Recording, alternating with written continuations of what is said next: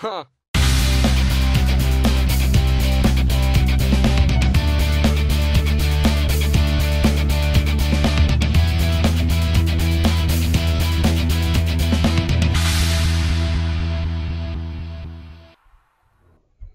Hello there. This is an Ever Ready Shave. The Shave Mug Society has SC Week, or SE Month rather, all month. It started out SC Week was supposed to be like the 14th through the 20th, and everybody there just got really enthusiastic, I think, and it ended up they just started SE Month, which is fine with me. But today, Friday, the 5th of June, is supposed to be Ever Ready Day. Ever Ready Shave of the Day. So that's what this video is about. A big shout out to the Shave Mug Society. Love you guys. Bless you. We're going to start with the brush, of course. Ever Ready 100. Just a lovely brush. 20 millimeter golden nib finest knot set at 52. Wonderful compromise between softness and backbone. Just lovely. Most of everything else that I'm using was either a gift or purchase from someone online. In the online shaving community. This is a razor. This is my 1924 Shovelhead. I'm using a Blue Star blade. It's got one or two shaves on it. I can't remember, but it's plenty. There's plenty more shaves on that blade. But anyway, I purchased this from Stephen West off the Frugal Wet Shaver. Lovely, lovely razor. One of my very favorite SC razors. I've got so many razors that I'm endeared to, that it's just see this little hair right here? It keeps popping up on video, but I can't find that sucker to trim it. I've been trying to trim the thing for a month. I can't find it when I'm looking in the mirror, but every time I get on video, it sticks up and look like some Poirot or somebody with a mustache sticking out here. But anyway, what I was saying is I have so many razors that are favorites of mine. They're wonderful, and this is among them. Just a wonderful 1924 Shovelhead. Just a wonderful shaver. The soap we're going to use is Calani Oriental Plum. Just a lovely, lovely scent. And this was won off a contest on Thomas Michael, M-I-K-L, Michael, I want to say Michael, Thomas Michael, but if it's Mickle or something like that, Thomas, if you see this video, correct me. But anyway, so we're gonna use that.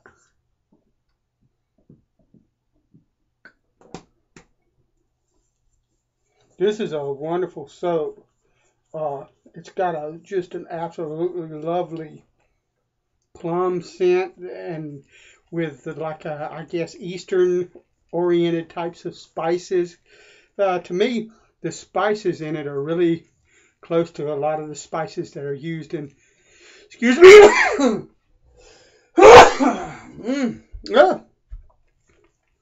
used in Old Spice.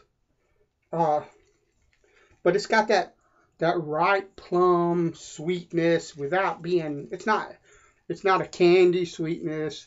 It's just a natural plum type, ripe plum type smell, which plums are one of my very favorite fruits. I guess a plum is a fruit, or a berry. It's probably more like a berry, big fat berry. But anyway, plums are one of my very favorite fruits. I love a fat ripe plum. And this soap is just absolutely lovely. It makes a lovely lather. Nice and slick.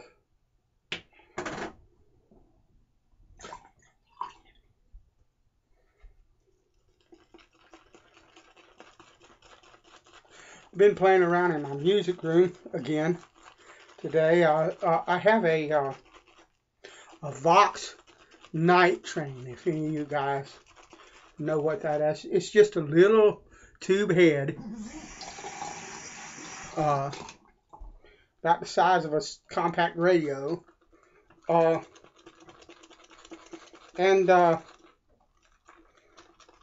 you can set it for clean, well, cleanish. It doesn't go really clean, but clean enough for me.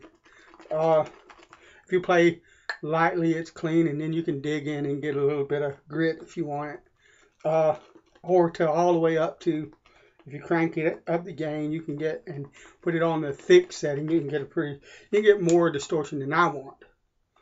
But anyway, I have an old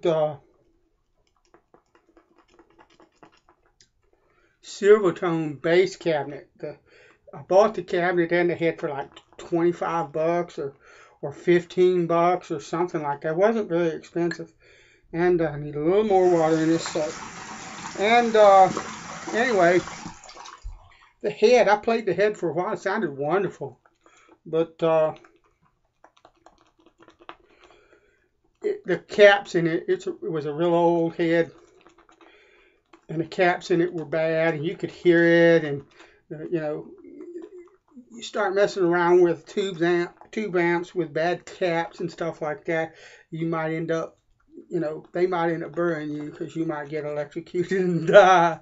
So I got rid of the head. I could have probably found an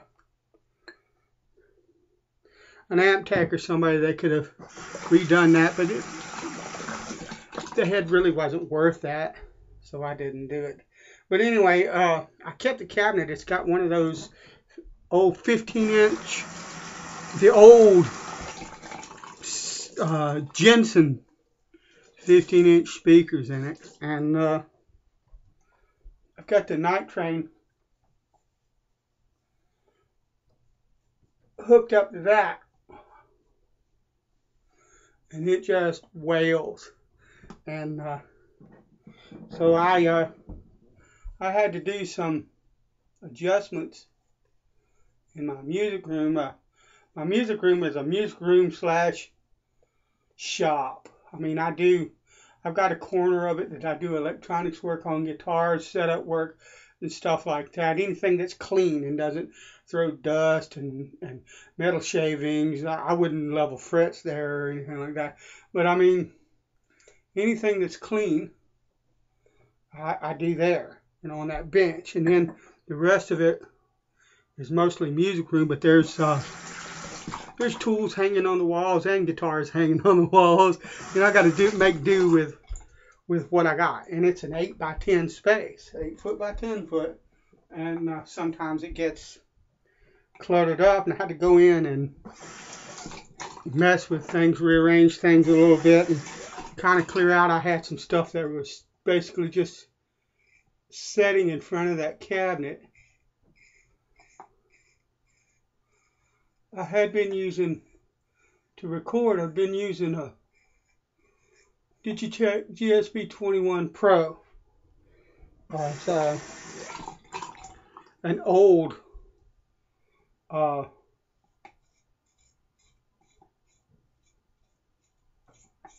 guitar preamp processor.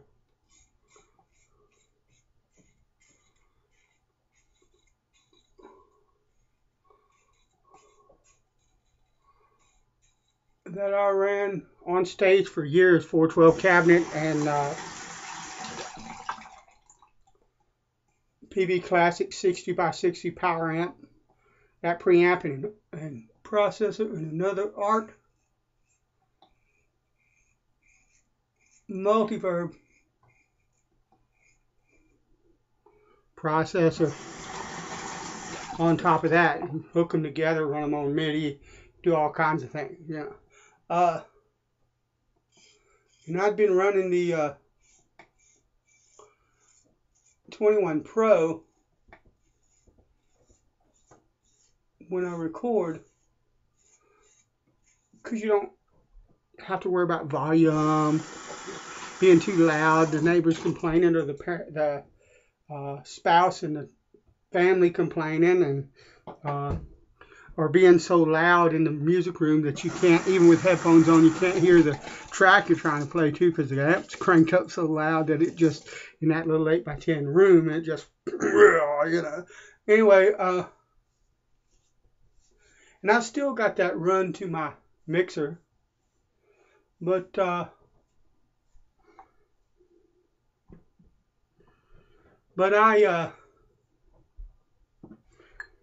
cleared that cabinet so that I can put a mic on it and have an option of micing that cabinet and running the reverb from the Art Multiverb. I've got it hooked into my mixer. I just got a small little PV-8 board running to my computer. Nothing fancy. Anyway, and I got everything hooked up on its own channel, the bass and everything's got its own spot, piano, stuff like that. And look at that lather. I mean, look. Just absolutely gorgeous, gorgeous lather. Anyway,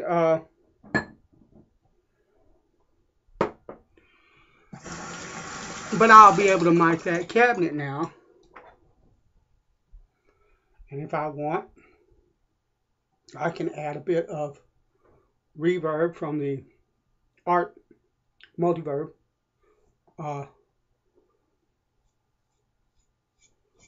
I can mix it into the channel the guitar is on. Because I've taken to, I mean, everybody uses plugins now, and don't get me wrong, I still use plugins too. If you don't do any kind of home music recording, this probably won't make any sense to you, but plugins are basically digital effects that are software that you can plug into your recording software.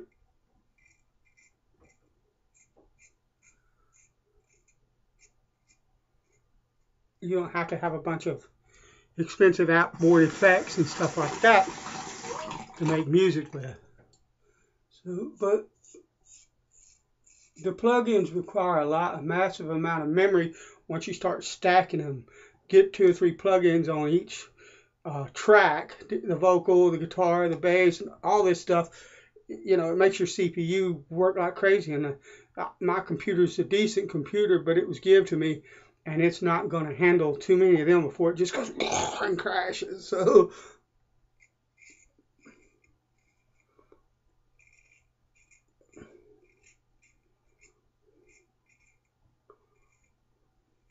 what I've taken to doing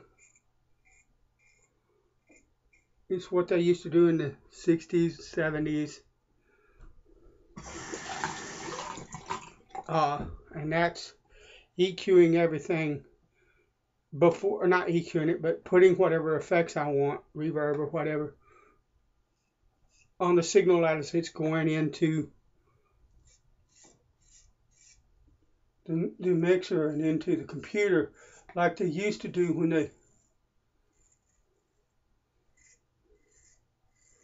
recorded on, when analog 8-track, 4-track and 8-track, 2-inch tape and stuff like that in the studios decades ago. Before they had all of that, they got the sound they wanted, and then they lived with it. They found a way to make it all work musically. And I think that's where I'm going next, because I messed around with it 30 years ago, and I know a little bit about how to do it. Then the new stuff, you know, you don't even EQ. You go straight into the computer, and if you want to EQ, you EQ it later. You know, I'm used to EQing at the board as the signal goes in, kind of deal, old school. And so that's what I've been doing, playing around, basically. Wow, One of the things that I love about SEs, man, you get just an incredible, that's absolutely, I don't need anything else. 2 passes and just absolutely smooth as all get out. So, all right, good deal. Let me dry my face a bit.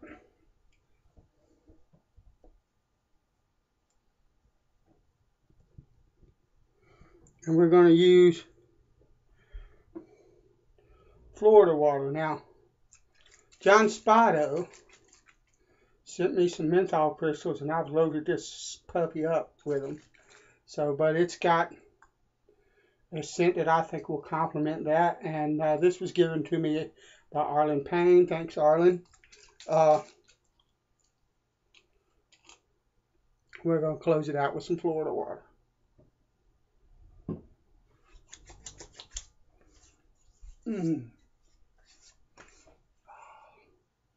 Lovely.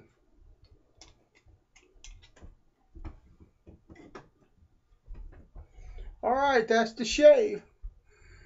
Happy Ever Ready Shave of the Day, Shave Muggers. I hope everybody's enjoyed this video. I really enjoyed using my SE. I'll be using more SEs this week. Whether I'll get it on video or not, I don't know. But, yeah. Or this month, rather.